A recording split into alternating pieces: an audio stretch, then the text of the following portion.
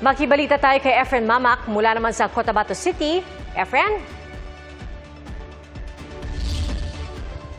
Yes, Pia, mahigpit ng seguridad ang ipinatutupad ngayon dito mismo sa labas ng Legislative Building ng Sangguniang Panglungsod para sa pagtanggap ng mga election returns mula sa 33 na polling centers ng Cotabato City.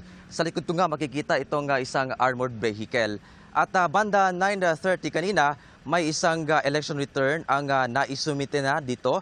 Galing ito sa BJMP Cotabato City Jail.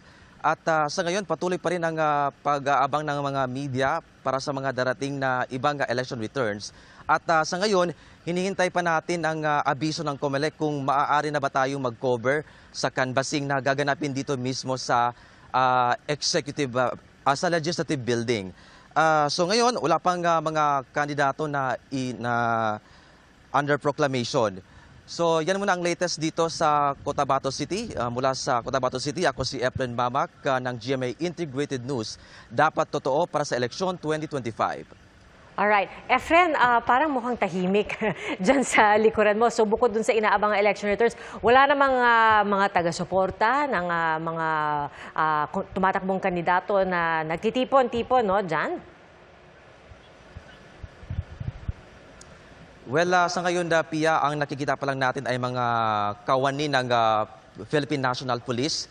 May nakita tayong mga nakabarikada sa labas. So, iniintay pa natin kung mayroong mga taga-suporta ang nakaabang. Pia. Alright.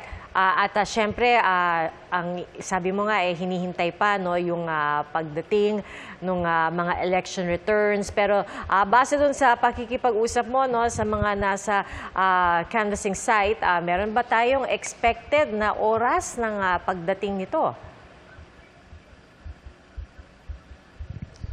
Well, Pia, expected na oras natin hanggang 12 midnight po. Alright, o sige, Efren, makikibalita ulit kami sa iyo mamaya. Si Efren Mamak po, live mula sa Cotabato City.